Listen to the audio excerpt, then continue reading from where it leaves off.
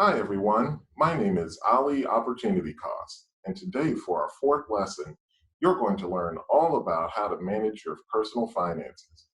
You're also going to learn how to manage and keep a simple budget, as well as the importance of saving and depositing a check rather than cashing it right away.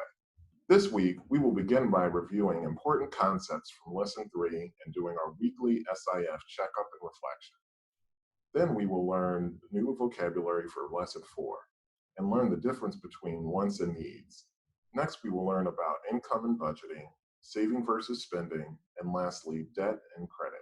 By the end of this week, you should all be able to learn how to form healthy financial habits, identify the difference between wants and needs, explain the different ways to earn an income, create a simple budgeting plan, and understand the importance of properly maintaining personal finance. Before we start, turn to pages 4.1 and 4.2 in your student workbooks and complete the Lesson 3 flash review and weekly reflection.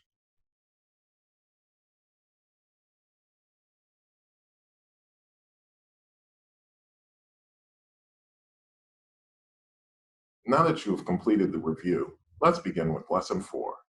Turn to page 4.3 in your student workbook and follow along as we preview the vocabulary together. Our first term is budget. What do you think this word means? Use context clues and discuss with your fellow classmates for a few minutes.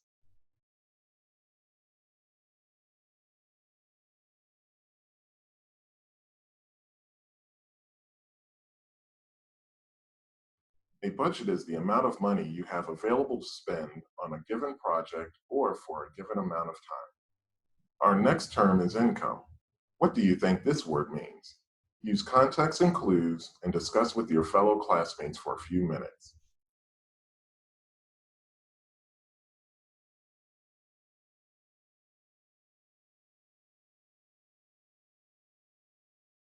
Income is the amount of money you receive from work in order to support yourself.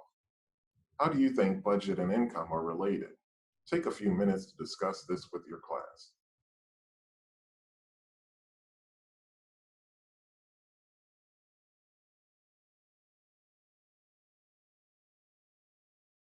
Our next term is minimum wage. What do you think this word means? Use context clues and discuss with your fellow classmates for a few minutes.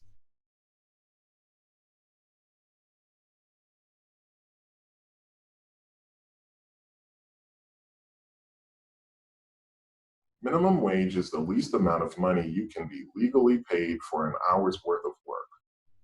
Our last term is salary. What do you think this word means? Use context clues and discuss with your fellow classmates for a few minutes.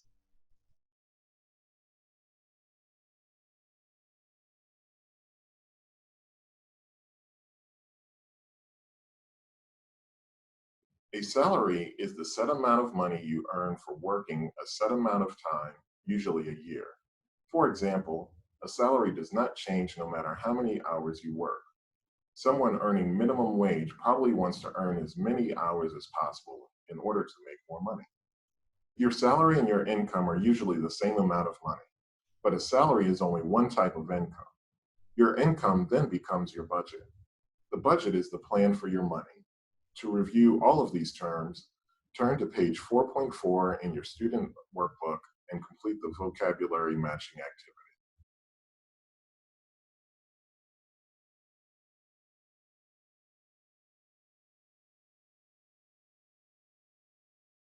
Hi again. Let's now turn to page 4.5 in your student workbook. Here, take a moment to make a list of your wants versus your needs.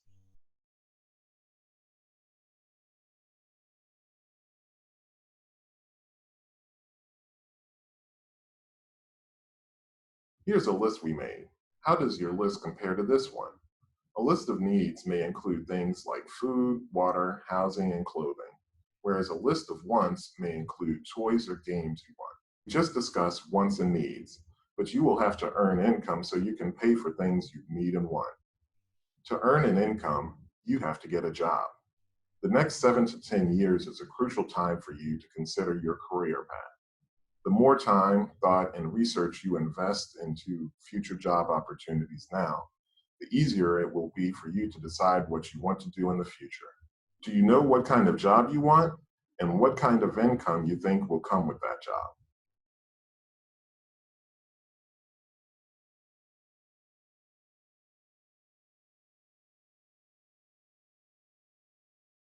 Certain jobs pay hourly wages, meaning that workers are paid a certain amount of money per hour. Minimum wage is the least amount of money you can legally be paid for an hour's worth of work. Many people start out working on minimum wage, but do not want to stay on it forever. Many technical jobs, such as electricians, security guards, technicians, and plumbers, pay well and pay hourly wages.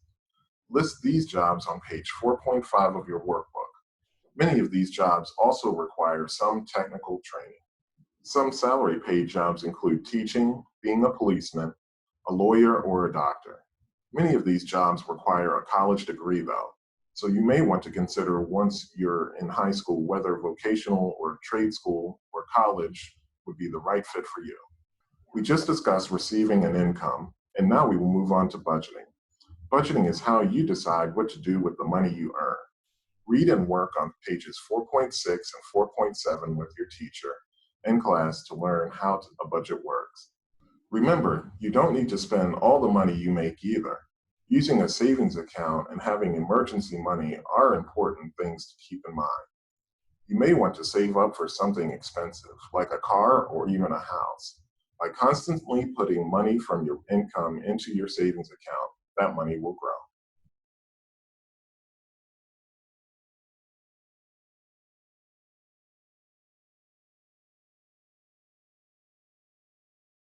Now turn to page 4.12 in your student workbook.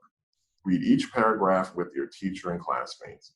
When you go home tonight, use and reread this page and work with a family member and complete pages 4.10 and 4.11 so they can all learn about budgeting too.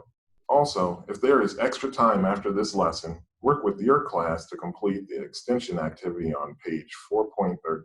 I had so much fun today helping you understand income and budgeting, and I'm excited for you all to use these skills in the future.